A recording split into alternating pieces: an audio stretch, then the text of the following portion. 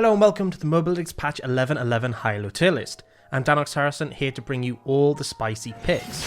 Now MSI has concluded, well for NA it concluded a bit earlier, and we're seeing more tweaking coming in after the big jungle changes we had in 11.10. As usual, our team of experts have reviewed the data and their own experiences in High-ELO, and so let's jump right into what they found. Starting off with the top lane, in the God tier we have Riven, Wukong and Gwen, and the S tier we have Lulu, Sett, Shen, Urgot, Darius, Aatrox, Lee Sin, Aurelia and Camille.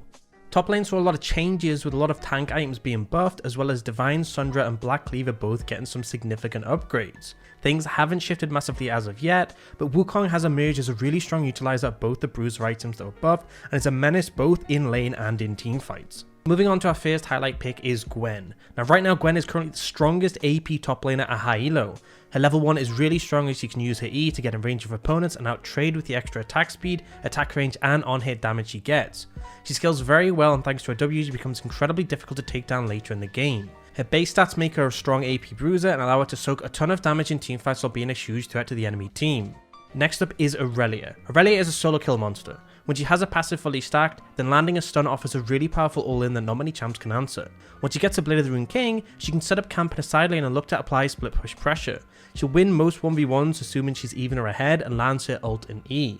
She's definitely a high skill cap champion, and a lot of scenarios relies on minion waves to stack a passive and reset her Q, but an effective Aurelia can take over a game and be a massive threat. With the sheer amount of sustain this build offers, she ends up being hard to take down if you don't CC her to prevent her from healing up. Grievous Wounds is a must if you're facing into her.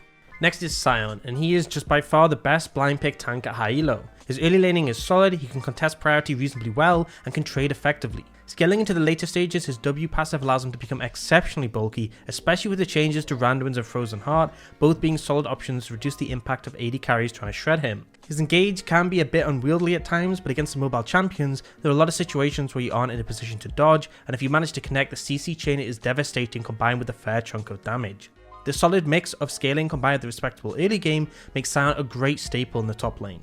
Next up is the jungle. In the God tier we have Xin Zhao, and the S tier we have Fiddlesticks, Udyr, Rumble, Shaco and Rek'Sai. Morgana is gone from the S tier and good riddance. Her clear has been nerfed to nearly what it was prior to the buff. She's still seen some play and being banned quite frequently, but her power has dropped significantly. Moving on to our highlight picks, first is Xin Zhao, and if you're looking to play a fast-paced game where you're impacting the map early, then Xin Zhao is a great option. His ganking power is huge with his long-range engage combined with his good early damage, and then in terms of skirmishes and 1v1s, he'll win most in the early game, and after level 6 his ult allows him to team fight effectively while buying a ton of space for his team. In terms of build, there's a ton of variety, but Eclipse gives a powerful early spike while giving you a good amount of sustain to help you out of those clutch situations. Viego is a solid option in the jungle. He doesn't have the most early pressure, but his mid game is where he really excels. His first and second item spikes give him a ton of extra damage, and once he hits level 6, he's really powerful in teamfights and skirmishes. Getting that initial kill so you can start looking for resets is critical, and is the best way to find momentum and snowball in a fight. Oftentimes, ganking won't be the most effective unless an enemy lane is overextended, so looking to track the enemy jungler and potentially counter gank is the best way to have early impact. If they're too strong in the early game, then often just farming to 6 can be a solid strategy. Volibear has actually come in with a new build. With Divine Sundra's buff on this patch, people have started building it on Volibear. You won't be as tanky as his typical builds with like Chem Tank that we've seen prior to this patch, but with Q Max building this more AD focused build, you will heavily chunk targets out with the initial Q damage and the Divine Sundra proc. You'll bear squishy targets really quickly, and the damage trades well into tanky targets with the percentage HP from Sundra. In teamfights you have to be a bit cautious as you are squishier, but a critical thing to note is Volibear's ult has a 250% AD ratio. Connecting your ult onto a target and then following up with your Q, or the other way round, will decimate most enemies. This is a build that's been pretty popular in scrims in Europe, but hasn't seen too much play in solo queue yet, so be sure to give it a go if you want to get ahead of the curve. Onto the mid lane, in the God tier we have Qiyana and Rumble, and the S tier we have Tristana, Annie, Lulu, Ahri, Viego, Kassadin, Gwen, Talon, Yone, Victor, Lee Sin, Zed, Salas and Katarina. Yeah, a lot of strong mids. Mid lane has seen a fair bit of changes. A lot of Enchanter play with Moonstone being buffed and Shelley's being strong has led to the likes of Karma, Seraphine and Lulu all moving up. Gwen is being fully utilised and so as a result is in S tier, and we've seen some Zac mid play. His sheer bulkiness and huge engage potential combined with enough sustain to mitigate any lane pressure actually makes him pretty formidable, especially into mobile mid laners as he can easily set up a gank. Now onto our highlight picks, first up is Lulu, and she's really solid support obviously, but also functions well in the solo lanes. Focusing on mid, and the big reason she excels is how well she is able to find priority. Her trading is also really solid, and she particularly punishes melee mid laners as she consistently harasses them but doesn't give them windows to all in thanks to her polymorph. Often Lulu finds a lot of success when paired with a heavy skirmish jungler. Xin Zhao is a great example.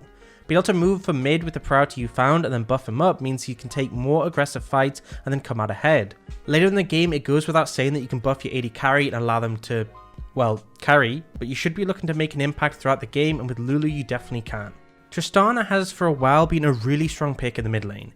Flexibility keeps the enemy guessing whether you go mid or bot, and there isn't too many champions who can deal with her in the mid lane. She can harass a lot of opponents, and if they misstep, it's very easy to rocket jump in and finish them off.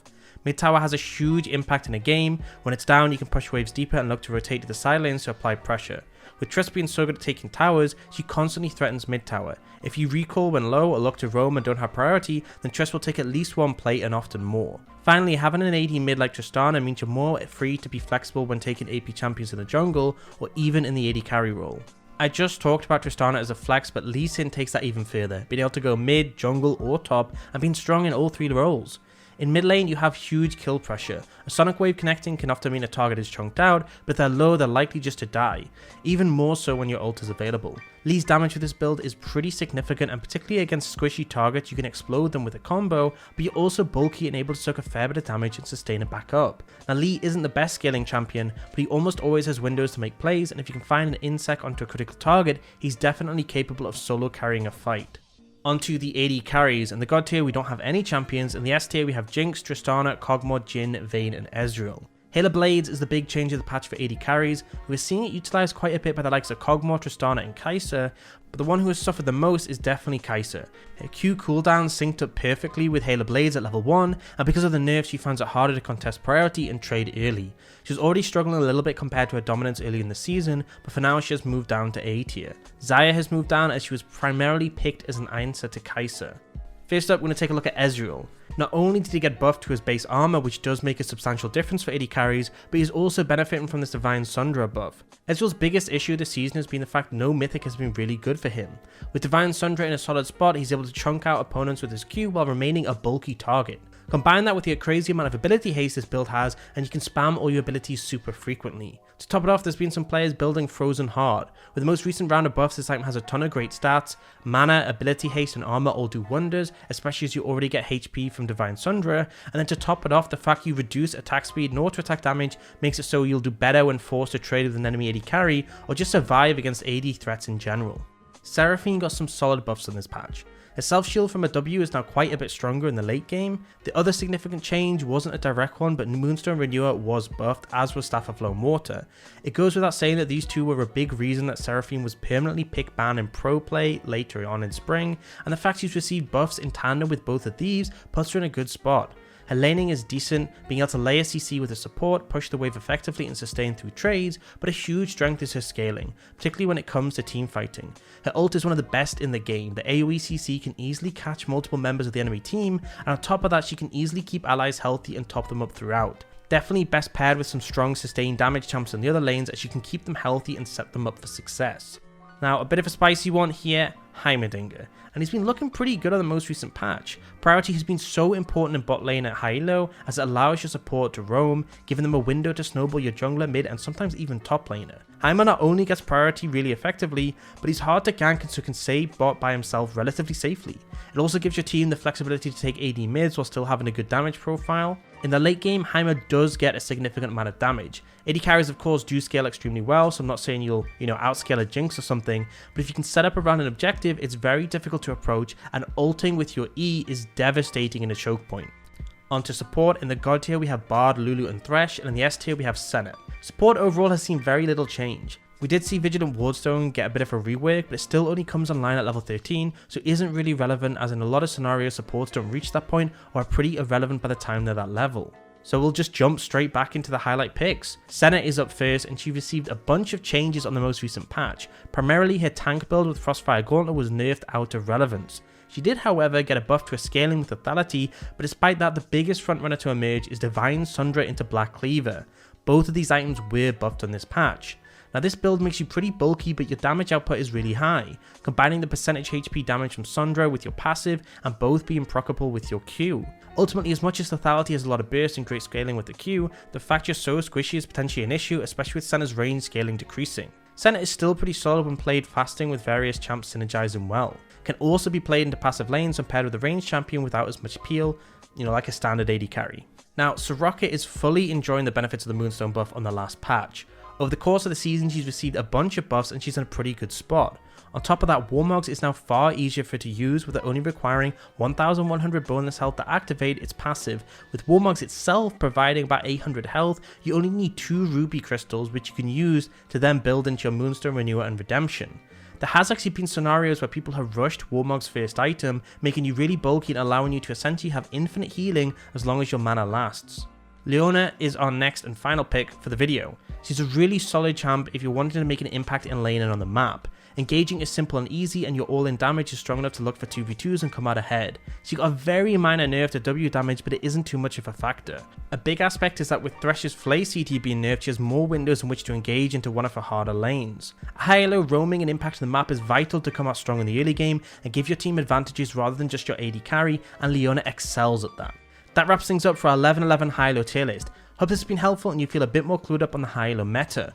Be sure to subscribe if you want to keep updated with our tier list, and fly on over to Mobalytics.gg to check out the full list in one place. Thanks for watching.